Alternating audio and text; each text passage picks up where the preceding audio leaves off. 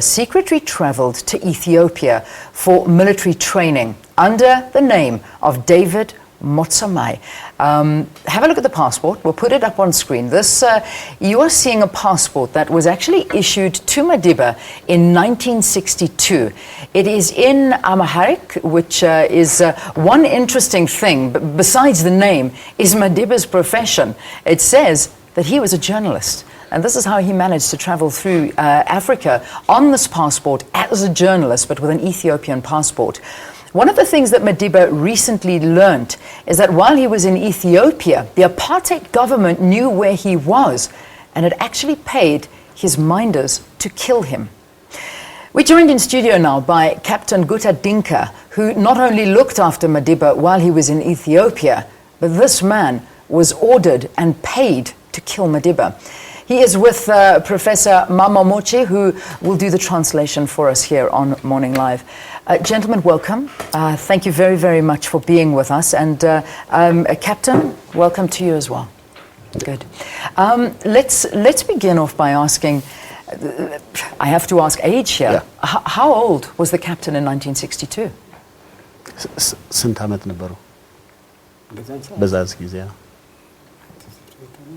ስንት ይሆናል roughly?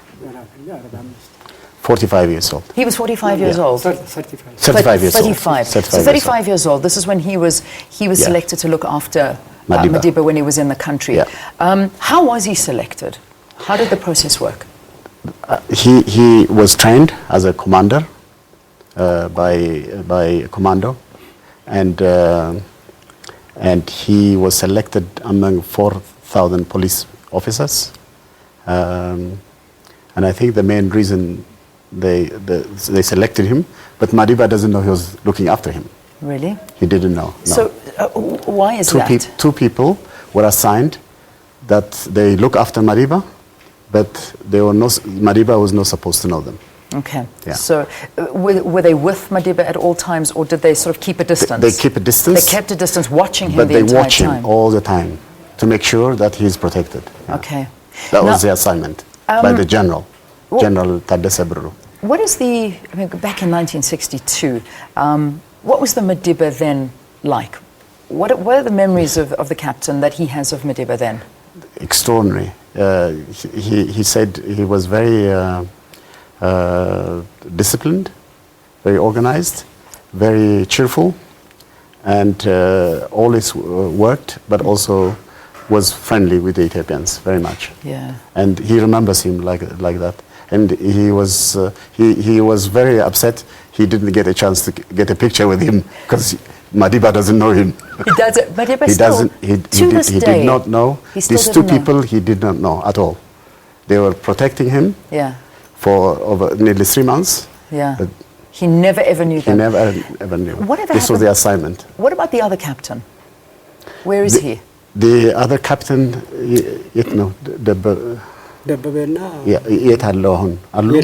he's dead. Oh, he's passed away. He's passed away since then. So you have the memories all by yourself. Yeah.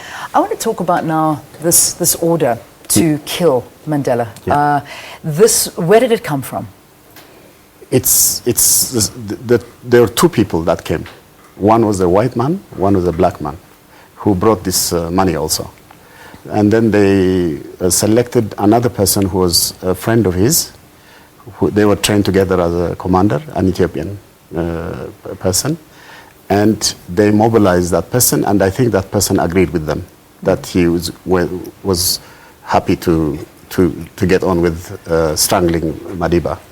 They wanted to strangle him. That was how they wanted to kill him. But they didn't want to do it. They wanted him to do it. Yeah, because he had such close access to him. Access to him, and he was a regular person, and they knew the sequence, the time when people would be away in the evening, the shift. They knew all the pattern, so they assigned him to do it. He didn't want to do it. He wanted him to do it. He wanted him to do it. And was this gentleman from the apartheid government? Was he? Was it an order from South Africa? Where did the order come from? I think it's it's security services. I mean, it's very difficult to say, but it's intelligence services. But it's high intelligence. There's no doubt about that. Yeah. But of course, the apartheid government must be involved. Yeah. How much money was he offered? 2,000 pounds. That's a lot of money at that time. In 1962? 1962, yeah. 2,000 pounds. Yeah. Why didn't he do it? He loved Madiba. Second, he was ordered, selected to look after him. Third, he says he's an Ethiopian. His values do not allow him to do that, and his religion, everything. He said he got frozen when they told him to do it, and they took him to a hotel, called I2 Hotel, yeah. and they made him drink, and they made him eat food, and he got shaken. Yeah. He didn't know how to eat the food with a knife and fork. He says he just got shaken and frozen when they told him this. But they had to make him say yes. Yes. So he said, I had to say yes to survive. Okay. And then they told him a fixed time. By 6 o'clock, the thing has to be done. It had to be done. 6 o'clock that day? That evening, yeah. That evening. The evening. So he immediately, when they left him, he went straight to the general and told him, there's a threat. Madiba is under tremendous threat, and I'm under threat. All of us are under threat. Yeah. Then the chief, the general, ordered all of them to be under security, including himself. Yeah. He made sure that they're all under surveillance. And then eventually they were found out. Okay. There was an investigation. Yes. They were told, all of them were taken, blindfolded, and they told their stories. And some of them didn't want to tell the true story, but they insisted they must tell the story, and they did. Yeah. And then they got thrown out. They didn't want to. The reason why they did this is because they want to keep the security for Madiba. They didn't want him to feel. They want him to get his training properly, and they didn't want to make this a big issue. Sure. That's what they did. And eventually they got thrown out. Those guys were thrown out. The guy who was the Ethiopian guy, his name was Abraham.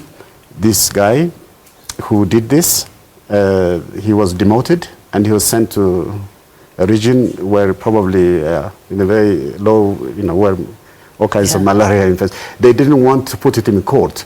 If you put it in court, it would be known. Yes. And then it would be dangerous. He would kill his cover. Yeah. Because at the end of the day, he was undercover at the time. So they didn't want to do that, so they kept it secret. Wow.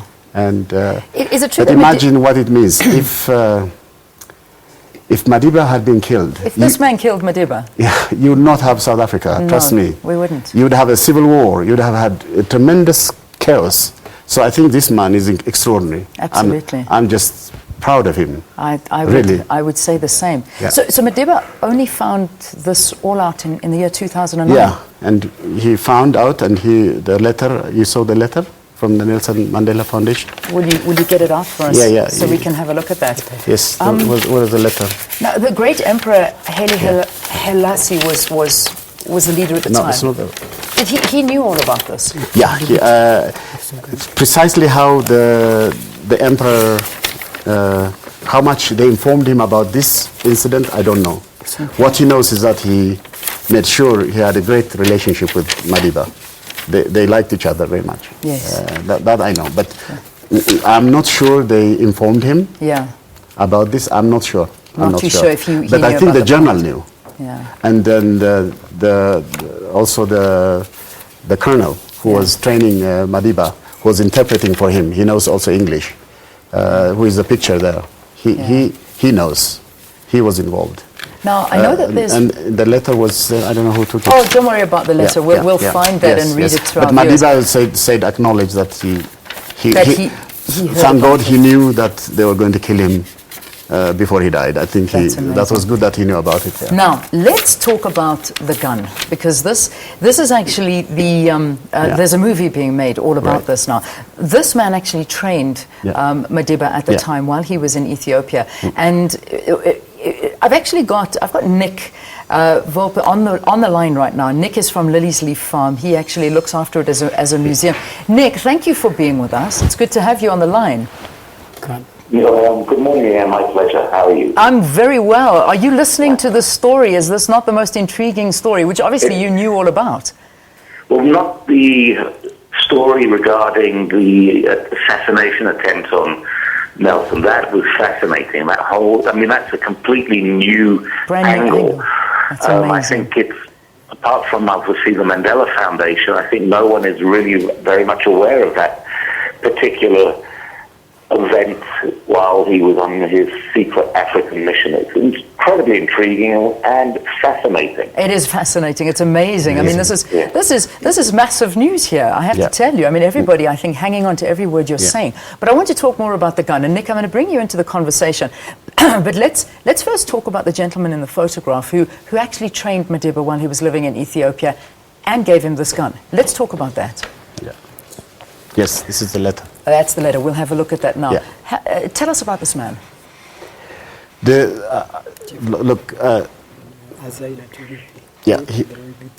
He was commander of the forces, and he was assigned specifically to train Madiba, and he knew the English language, so he became his friend. Yes. But he gave, I mean, more than anything, the BBC had done a very good report on him, on the relationship, and all he says is how the most beautiful thing he says about Madiba is just, it's extraordinary. Yeah. As how he said, I used to get more exhausted than Madiba when he trained him. Because he was such a fit man. He was completely driven, he said. Yeah. He wanted to really know everything. Yeah. He said, Madiba. Amazing. And was fun. I mean, he was a fun man as well. He did it with a sense of joy and fun, he said. Now he gave Madiba the gun, the infamous gun that we're looking for, the shotgun. That's right, yeah. Nick, talk to me about this gun now, because this is where you come into the picture. There were two things he brought, Madiba.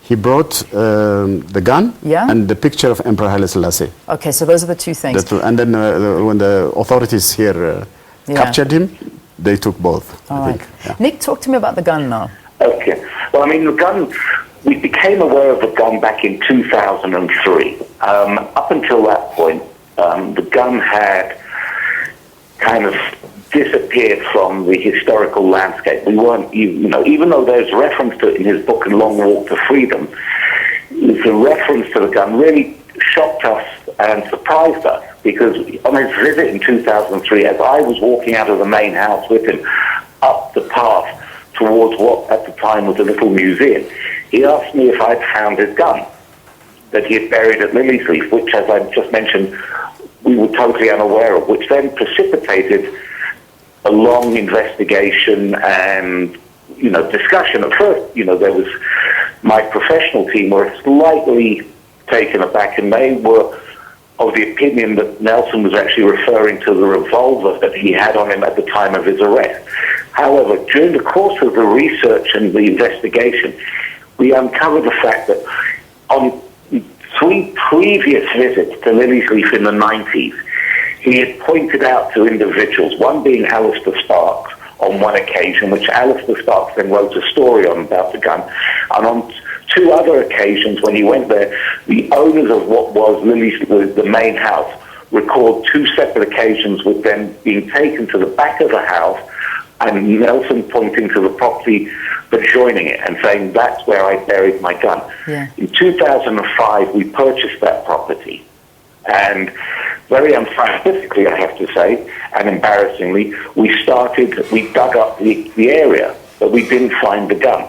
Now, then it transpired that because we hadn't done it in a scientific fashion, we were wrong. But let me just backtrack. We also then discovered that Arthur Goldreich knew about the gun, because he then goes on in a wonderful interview to describe how when he arrived back and was surprised to see Nelson back at Lily's Leaf, he and Nelson walked out of Nelson's room up toward the boundary of the farm on Ripfontein Road, and he says that's where he showed it to me. Yeah. And I reached out to touch it, and he slapped my hand as if to say, no, you can't touch it. Yeah. But he said it was a semi-automatic Macross pistol. And it was, now the question then that came up during the course of our research was, who gave him the gun? Originally, we had just assumed that it was given to him by his military scientific instructor, Tedessus. Yeah. But then gradually it became apparent that that wasn't the case. And in fact, we tried, through someone from the Ethiopian embassy, a woman by the name of Haile Selassie, she put us in touch with Nelson's driver at the time, Mr. Dinka, who was a junior in the Foreign Office at the time. Yeah. And in our communications with him, he said, no, the Selessies would not have had the mandate or the power to give him the gun. It was clearly instructed by, or given to him through him by Haile Selassie. All right, Nick. Wow. I mean, this is incredible stuff that we're talking about, and I don't know if viewers are not going to love me for doing this, but we have to take a break. So I hope we can get more in, but stay there. We've got to take a break.